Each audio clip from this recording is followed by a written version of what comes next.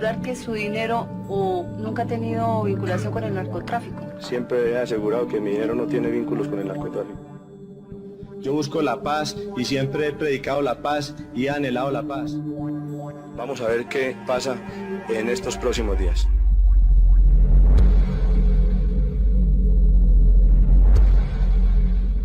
En la mítica hacienda Nápoles, propiedad de Pablo Escobar, se definieron los destinos de muchas personas y hasta se trazaron planes para cambiar algunas costumbres nacionales. En esta crónica, hasta ahora inédita, Hoyos relata mucho más que un encuentro de buenos amigos. Era un sábado de enero de 1983 y hacía calor. En el aire se sentía la humedad de la brisa que venía del río Magdalena. Alrededor de la casa, situada en el centro de la hacienda, había muchos árboles cuyas hojas de color verde oscuro se movían con el viento. De pronto, cuando la luz del sol empezó a desvanecerse, centenares de aves blancas comenzaron a llegar volando por el cielo azul y caminando por la tierra oscura y una tras otra, se fueron posando sobre las ramas de los árboles como obedeciendo a un designio desconocido. En cosa de unos minutos, los árboles estaban atestados de aves de plumas blancas. Por momentos, parecían copos de nieve que habían caído del cielo de forma inverosímil y repentina en aquel paisaje del trópico. Sentado en una mesa, junto a la piscina,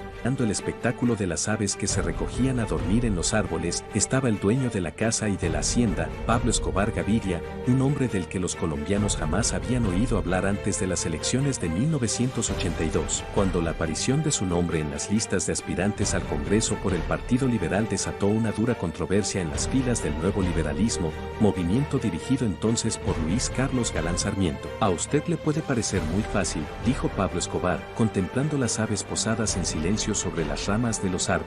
Luego agregó mirando el paisaje, como si fuera el mismo Dios, no se imagina lo berraco que fue subir esos animales todos los días hasta los árboles para que se acostumbraran a dormir así. Necesité más de 100 trabajadores para hacer eso. Nos demoramos varias semanas. Pablo Escobar vestía una camisa deportiva muy fina, pero de fabricación nacional según dijo con orgullo mostrando la marquilla. Estaba un poco pasado de kilos pero todavía conservaba su silueta de hombre joven, de pelo negro y manos grandes con las que había manejado docenas de autos cuando junto con su primo, Gustavo Gaviria, competía en las carreras del Autódromo de Tocancipá y de la Plaza Mayorista de Medellín. Todo el mundo piensa que uso camisas de seda extranjeras y zapatos italianos, pero yo solo me visto con ropa colombiana, dijo mostrando la marca de los zapatos. Se tomó un trago de soda para la sed porque la tarde seguía muy calurosa y luego agregó, yo no sé qué es lo que tiene la gente conmigo. Esta semana me dijeron que había salido en una revista gringa. Creo que, si no me equivoco, dice que era la revista People o Forbes. Decían que yo era uno de los 10 multimillonarios más ricos del mundo. Les ofrecí a todos mis trabajadores y también a mis amigos 10 millones de pesos por esa revista y ya han pasado 2 semanas y hasta ahora nadie me la ha traído. La gente habla mucha mierda. Pablo Escobar hablaba con seguridad pero sin arrogancia. La misma seguridad con la que en compañía de su primo se montó en una motocicleta y se fue a comprar tierras por la carretera entre Medellín y Puerto Triunfo, cuando aún estaba en construcción la autopista Medellín-Bogotá. Después de comprar la enorme propiedad, situada entre Doradal y Puerto Triunfo, casi a orillas del río Magdalena, empezó a plantar en sus tierras centenares de árboles, construyó decenas de lagos y pobló el valle del río con miles de conejos comprados en las llanuras de Córdoba y traídos hasta la hacienda en helicópteros. Los campesinos, aterrados, dejaron durante un tiempo de venderle tantos conejos porque a un viejo se le ocurrió poner a correr el rumor de que unos médicos antioqueños habían descubierto que la sangre de estos animales curaba el cáncer. Escobar mandó a un piloto por el viejo y lo trajo hasta la hacienda para mostrarle lo que hacía con los animales, soltarlos para que crecieran en libertad. Ahora había conejos hasta en Puerto Boyacá, al otro lado del Magdalena. Igual que con los conejos, Pablo Escobar consiguió un ejército de trabajadores para plantar palmas y árboles exóticos por el borde de todas las carreteras de la hacienda. Las carreteras daban vueltas e iban y venían de un lugar a otro de forma caprichosa porque ya Escobar tenía en mente la construcción de un gran zoológico con animales traídos de todo el mundo. Él mismo, durante muchos meses, dirigió la tarea de poblar su tierra con canguros de Australia, dromedarios del Sáhara, elefantes de la India, jirafas e hipopótamos del África, búfalos de las praderas de Estados Unidos, vacas de las tierras altas de Escocia y llamas y vicuñas del Perú. Los animales alcanzaron a ser más de 200. Cuando el Instituto Colombiano Agropecuario, ICA, se los decomisaba por no tener licencia sanitaria, Escobar enviaba a un amigo a los remates. Allí los compraba de nuevo y los llevaba de regreso a la finca en menos de una semana. Durante varios años, Pablo Escobar dirigió personalmente las tareas de domesticar todas las aves, obligándolas con sus trabajadores a treparse a los árboles por las tardes cuando caía el sol. Cosas parecidas hizo con los demás animales, tratando de cambiar la naturaleza y hasta sus hábitos. Por ejemplo, a un canguro le enseñó a jugar fútbol y mandó a traer desde Miami, en un avión, a un delfín solitario envuelto en bolsas plásticas llenas de agua y amarrado con sábanas para evitar que se hiciera daño tratando de soltarse.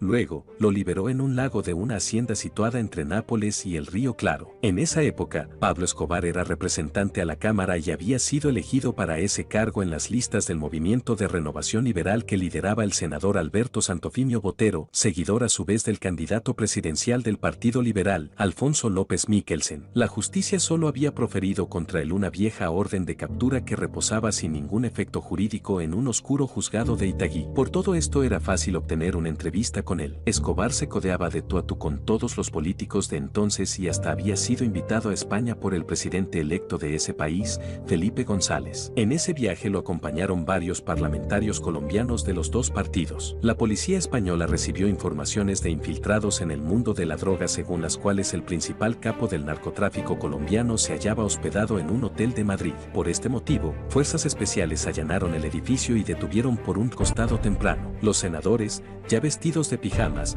fueron requisados minuciosamente junto con sus equipajes. Mientras tanto, Pablo Escobar tomaba champaña con varios amigos y periodistas colombianos en la suite presidencial a donde los había invitado Felipe González. La entrevista con Pablo Escobar la ordenó Enrique Santos Calderón, columnista del periódico El Tiempo y en esa época director de la edición dominical. La conseguí con la ayuda de un locutor de radio de Medellín que tenía un programa muy popular y que había empezado a trabajar con Escobar como jefe de prensa. El locutor organizó un almuerzo en el Hotel Amarú, que entonces era propiedad del primo de Escobar, Gustavo Gaviria. Durante el almuerzo, Pablo Escobar dio unas breves declaraciones desmintiendo al candidato del nuevo liberalismo, Luis Carlos Galán, quien lo había expulsado públicamente de las filas del nuevo liberalismo durante una manifestación en el Parque de Berrío. En su discurso, Galán acusó públicamente a Escobar de tener nexos con el narcotráfico. Todo esto lo refutó Pablo Escobar ante los periodistas. Escobar de tener nexos con el narcotráfico. Todo esto lo refutó Pablo Escobar ante los periodistas. Luego anunció su candidatura a la Cámara de Representantes por las listas del Movimiento de Renovación Liberal que dirigía el parlamentario Jairo Ortega Ramírez, uno de los lugartenientes más respetados de Santofimio en Antioquia y de López Mikkelsen en el país. Escobar resultó electo después de una singular campaña en la que sembró árboles por todos los barrios populares de Medellín y construyó e iluminó decenas de canchas polideportivas en los barrios pobres. Además, prometió públicamente a la gente que vivía en los tugurios del basurero de Moravia construir más de 200 casas para que en el futuro pudieran tener una vivienda digna. Después del almuerzo, Pablo Escobar me hizo saber a través de su jefe de prensa, Alfonso Gómez Barrios, que me esperaba en la Hacienda Nápoles, en Puerto Triunfo, durante el próximo fin de semana. Los guardaespaldas de Escobar me llamaron al día siguiente y me propusieron encontrarnos en la población de San Luis, a donde yo tenía que viajar para acompañar al entonces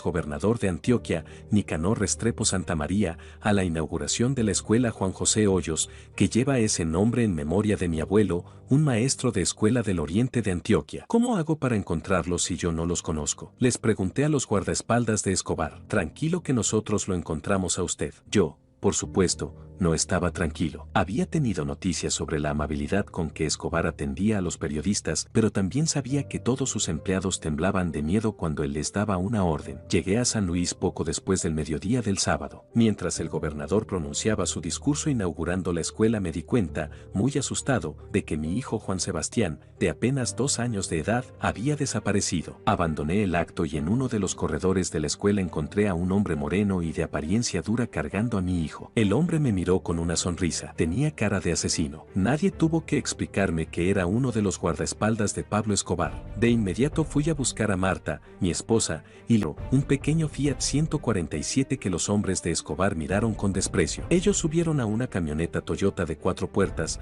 con excepción del hombre con la cara de asesino. Él nos dijo que quería acompañarnos en mi carro para que no nos fuéramos a embolatar. Cuando encendí el motor del auto y vi por el espejo retrovisor la camioneta Toyota con esos 3 hombres, todo todos armados, me di cuenta de que estaba temblando. El hombre con cara de asesino trató de serenarme. Tranquilo, hermano, que usted va con gente bien. Enseguida abrió un morral que llevaba sobre sus piernas y sacó un teléfono satelital en esos tiempos en los que en Colombia ni siquiera se conocían los teléfonos celulares. Aló, patrón, aquí vamos con el hombre. Todo ok, estamos llegando en media hora. Cuando cruzamos el Alto de la Josefina y empezamos a descender hacia el Valle del Río Claro, me fui tranquilizando poco a poco viendo por el espejo retrovisor como mi hijo jugaba con su madre. Sin embargo, para controlar mejor los nervios le propuse al hombre de la cara de asesino que paráramos en algún lado y nos tomáramos una copa de aguardiente. Hágale usted tranquilo, hermano, que yo no puedo. Si le huelo aguardiente al patrón, me manda a matar. Nos detuvimos un par de minutos en una fonda junto al río Claro. Yo bajé solo del carro y me tomé 2 tragos. Marta, Juan Sebastián y el guardaespaldas me esperaron sin decir ni una palabra. Lo mismo hicieron los guardaespaldas que venían detrás, en la camioneta Toyota. Llegamos a la hacienda Nápoles cuando ya iban a ser las 4 de la tarde. La primera cosa que me impresionó fue la avioneta que estaba empotrada en un muro de concreto en lo alto de la entrada. La gente, que siempre habla, decía que esa era la avioneta del primer kilo de cocaína que Escobar había logrado meter a los Estados Unidos. Después me impresionaron los árboles alineados en perfecto orden al lado y lado de una carretera pavimentada y sin un solo hueco. Empezamos a ver los hipopótamos, los elefantes, los canguros y los caballos que corrían libres por el campo verde. Mi hijo le dio de comer a una jirafa a través de la ventanilla del auto. En la hacienda íbamos cruzando puertas custodiadas por guardianes. En cada puerta, el guardaespaldas mostraba una tarjeta escrita de su puño y letra por el patrón. Con la tarjeta, las puertas se abrían de inmediato como obedeciendo a un conjuro mágico. Junto a una de las últimas había un carro viejo montado en un pedestal. Era un Ford o un Dodge de los años 30 y estaba completamente perforado por las balas. ¿De quién es ese carro?, le pregunté al hombre con cara de asesino. Lo compró el patrón. Era el carro de Bonnie and Clyde. Después de atravesar la última puerta cruzamos un bosque húmedo lleno de cacatúas negras traídas del África y otros pájaros exóticos cazados en todos los continentes. Al final estaba la entrada a la casa principal de la hacienda. Bajé del carro, otra vez asustado, y alcé a mi hijo en brazos. Marta abrió la maleta del Fiat y bajó el equipaje. Pensábamos quedarnos 2 días de acuerdo con la invitación de Escobar. Lo primero que encontré caminando hacia la casa fue una ametralladora montada sobre un trípode. Me dijeron que era un arma antiaérea. Más adelante había un toro mecánico que un técnico traído desde Bogotá estaba reparando. En la piscina, 2 hombres se bañaban. Uno de ellos estaba un poco entrado en años. Por los uniformes y las insignias que habían dejado al borde de la piscina me di cuenta de que eran 2 coroneles del ejército. En ese momento apareció Pablo Escobar. Me saludó con una amabilidad fría, pero llena de respeto por mi oficio y por el periódico para el cual trabajaba. Estaba recién mutilado y lucía un bigote corto. En su cara, en su cuerpo y en su voz aparentaba tener aproximadamente unos 33 años. Me invitó a sentarme en una de las sillas que bordeaban la piscina donde los coroneles seguían disfrutando de su baño. Junto a la mesa donde empezamos a hablar había un Traganíquel marca Wurlitzer, lleno de baladas de Roberto Carlos. La que más le gustaba a Escobar era Cama y Mesa. Desde que eran novios, él se la dedicaba a su esposa, María Victoria Henao. Ella estaba sentada en otra mesa, a 2 metros de la nuestra, acompañada solo por mujeres. Entonces me di cuenta de que todos los hombres y las mujeres estábamos sentados aparte los unos de los otros. Por los corredores de la casa, un niño de gafas pedaleaba a toda velocidad en su triciclo. Era Juan Pablo, el hijo de Escobar. De vez en cuando, una que otra garza blanca llegaba sin miedo hasta el borde de la piscina a tomar agua con su largo pico. En la mitad de la piscina había una Venus de mármol. En un estadero cubierto que podía verse desde la piscina había 3 o 4 mesas de billar cubiertas con paños verdes. Varios pavos chillaban junto a la puerta del bar donde un mesero joven vestido de blanco preparaba los primeros cócteles de la noche. Desde donde estábamos también se divisaba un comedor enorme de unos 20 o 25 puestos. Los pájaros saltaban sobre la mesa comiéndose las migajas de pan que la gente había dejado sobre los manteles. Mirando desde la piscina, las únicas partes visibles de la casa eran el comedor, los corredores y los salones de juego. A un costado del comedor había un gran cuarto de refrigeración donde se guardaban las provisiones para los habitantes del área social de la piscina, donde se hallaban las habitaciones. El cuarto de Escobar, totalmente separado del resto de la casa, estaba en el segundo piso, en el ala derecha. Los demás cuartos estaban en el ala izquierda. La casa no era excesivamente lujosa. Parecía expresamente construida para las necesidades de Escobar. Afuera, alrededor de la piscina, espacios generosos para atender a los invitados. Adentro, silencio e intimidad para su familia y para la gente que quisiera recogerse a descansar. De pronto se hizo el milagro del que ya hablé. Las aves empezaron a subir a los árboles y un resplandor blanco iluminó la casa y sus alrededores. El primer tema que tratamos esa tarde tenía que ver con política y me reveló de inmediato la agudeza de la mente de Pablo Escobar. Ese huevón de Carlos Leder la está cagando con el tal movimiento latino. Cree que se puede hacer política con arrogancia. Mientras hablábamos, Pablo Escobar no fumaba ni bebía ningún licor. Como yo insistí en que la entrevista no era para hablar de política, pasamos a otro tema, el de la hacienda. La pasamos a otro tema, el de la hacienda. Las haciendas, me corrigió, porque son como 4. De ellas, por supuesto, la niña mimada era Nápoles. Allí tenía el zoológico, el ganado, los aviones, el helicóptero y una impresionante colección de carros antiguos que había ido comprando a lo largo de su vida. Cuando visitamos el garaje donde los guardaba, vi también varios autos deportivos cubiertos con lonas y unas 50 o 60 motos nuevas. Aproveché el tema de los autos para preguntarle por el carro de Bonnie and Clyde. Eso es pura mierda que habla la gente. Ese es un carro viejo que me conseguí en una chatarrería en Medellín. Otros dicen que era de Al Capone. ¿Y los tiros? Yo mismo se los pegué con una subametralladora. Cuando cayó la noche, Pablo Escobar me dio un paseo por toda la finca manejando un campero Nissan descubierto. Me dijo que su lugar preferido era un bosque nativo que él no había dejado tocar de ningún trabajador. Me contó cómo había arborizado planta por planta toda la hacienda. Me mostró unas esculturas enormes, de concreto, en las que trabajaba un artista amigo. Pensaban hacer 2 enormes dinosaurios cerca de uno de los lagos. Me llevó también al lago de los hipopótamos y me mostró un letrero lleno de humor negro que él mismo había mandado a pintar. Ya no recuerdo la frase, pero hablaba de la pasividad y de la peligrosidad de estos animales. También me mostró desde afuera una plaza de toros recién terminada. Ya muy entrada la noche, Pablo Escobar me invitó a conocer un proyecto hotelero que según él iba a transformar la región de Puerto Triunfo. Era un pequeño pueblo blanco de estilo californiano,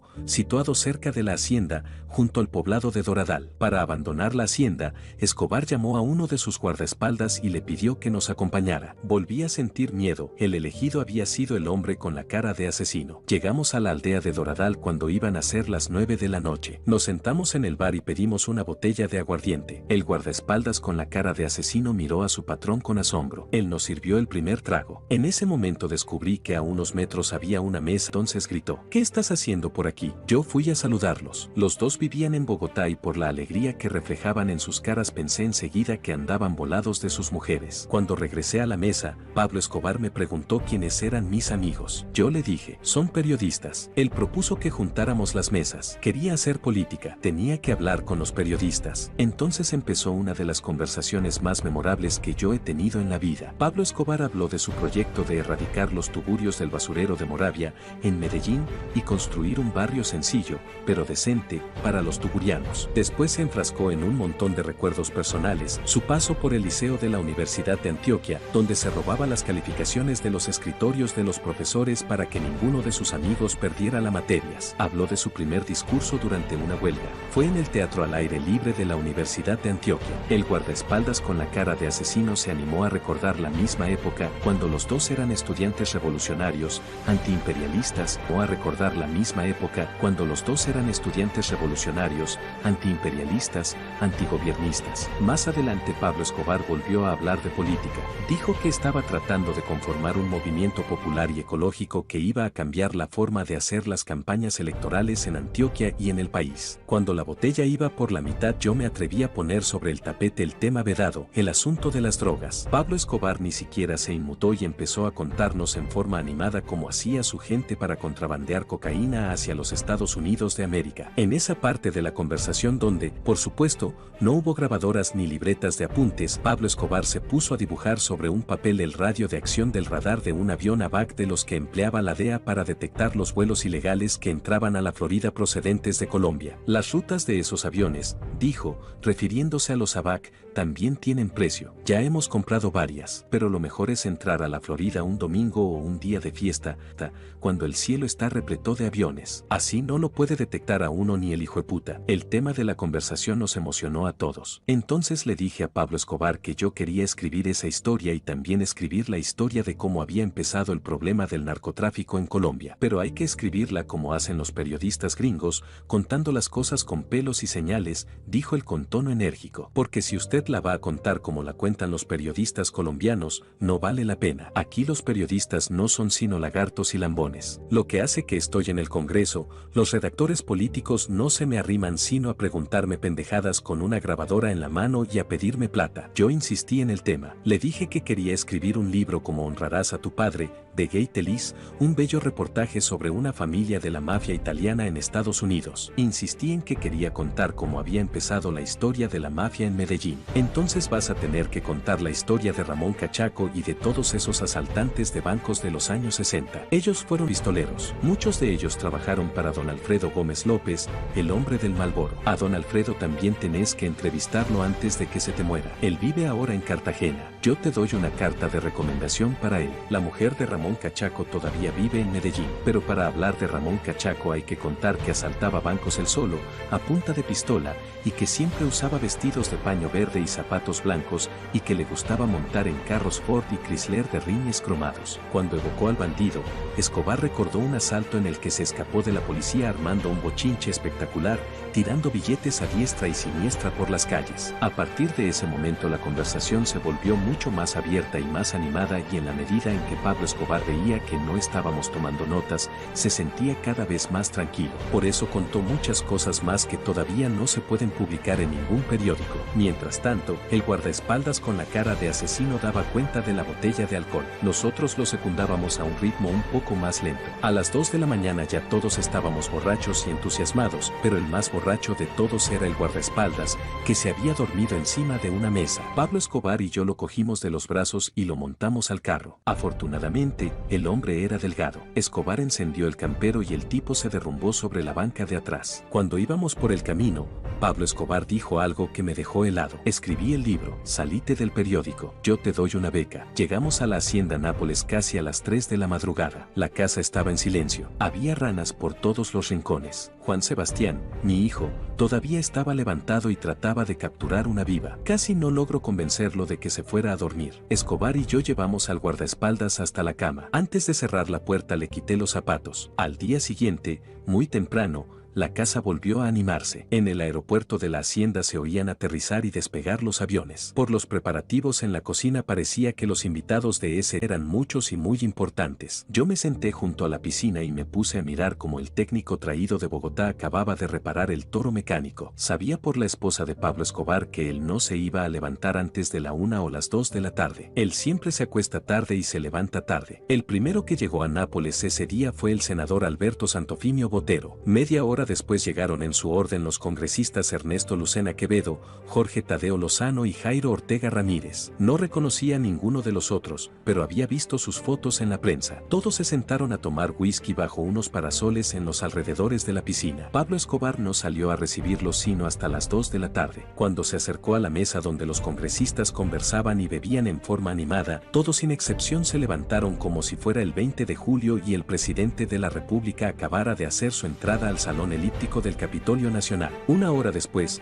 una caravana de carros partía de Nápoles hacia una de las fincas de Escobar situada cerca del río Claro. La casa era una cabaña de troncos construida alrededor de un lago donde el delfín que él había mandado traer desde Miami lloraba y daba vueltas asomándose de vez en cuando a mirar la concurrencia que lo observaba como si fuera un animal del otro mundo. Después de una corta visita a la finca del delfín, la caravana de carros se dirigió hacia otra finca situada sobre la margen izquierda del río Claro. claro. Era otra cabaña de madera escondida en medio de un bosque tupido. Los trabajadores de Pablo Escobar iban y venían por la casa y sus alrededores preparando un fogón donde se iba a asar media res para todos los invitados. De pronto, uno de los guardaespaldas de Escobar bajó por el río manejando un extraño bote que parecía un caballo de agua dulce. El aparato tenía casco de acero y estaba impulsado por una hélice de avión Twin Otter instalada en la cola. El aire que desplazaba la hélice impulsaba el bote por el agua, por los pantanos, por la tierra, como si no existiera para él ningún obstáculo que lograra detenerlo. Esto es para atravesar los Everglades y todos esos otros putos pantanos de la Florida, me dijo en voz baja uno por el aparato. Pablo Escobar ordenó que el bote se arrimara a la orilla y se montó en él como un jinete avesado. Uno de sus hombres le cubrió las orejas con unos tapones de corcho para que el ruido del motor de la hélice no lo ensordeciera. Los congresistas fueron invitados a abordar el aparato. Ellos lo hicieron en orden, primero Santofimio, después Lucena y por último Jairo Ortega. Tadeo Lozano se quedó en la orilla. Apenas me vio observándolos desde la orilla,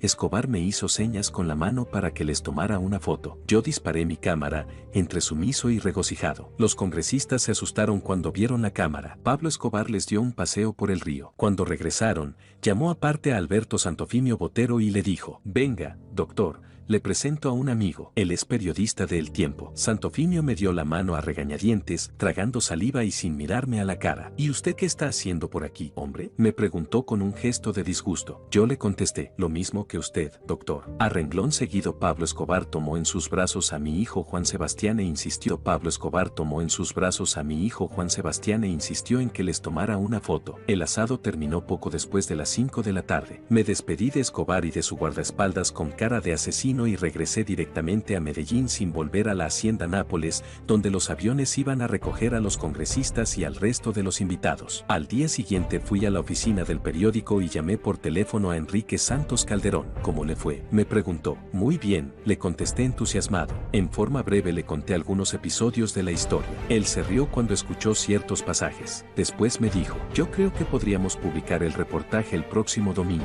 Esa misma tarde la revista Semana empezó a circular con un reportaje sobre Pablo Escobar titulado «Un Robin Hood Paisa». La nota era producto de la ofensiva de relaciones públicas que habían comenzado a desplegar los hombres de Escobar y destacaba las cualidades humanas y filantrópicas del nuevo congresista antioqueño elegido en las listas del Movimiento de Renovación Liberal. El escritor del texto decía, poco más o poco menos, que los pobres de Medellín por fin habían encontrado su redentor. Al día siguiente toda la prensa del país se fue en contra de Semana. Un día después, en su editorial, Hernando Santos, en el periódico El Tiempo, recriminó a Semana en términos muy duros y dijo que reportajes como ese solo contribuían a glorificar a los capos del narcotráfico. Al mediodía recibí una llamada urgente de Enrique Santos Calderón. «Olvídate del reportaje con Pablo Escobar y te pido por favor que jamás le vayas a mencionar este asunto a mi papá». Mi reportaje nunca fue publicado y quedó convertido en unas cuantas notas apuntadas en una libreta que luego perdí. Las fotos de los congresistas quedaron muy bien. Yo las guardé celosamente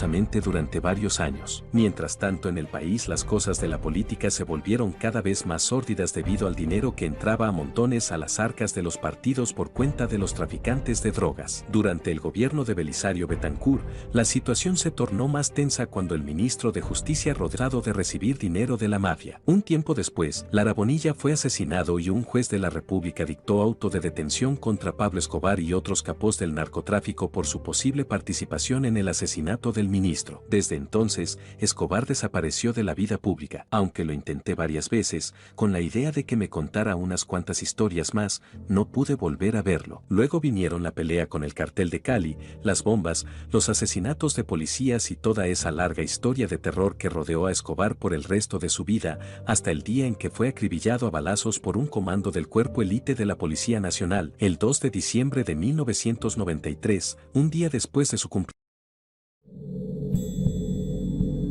¿Usted puede asegurar que su dinero nunca ha tenido vinculación con el narcotráfico? Siempre he asegurado que mi dinero no tiene vínculos con el narcotráfico.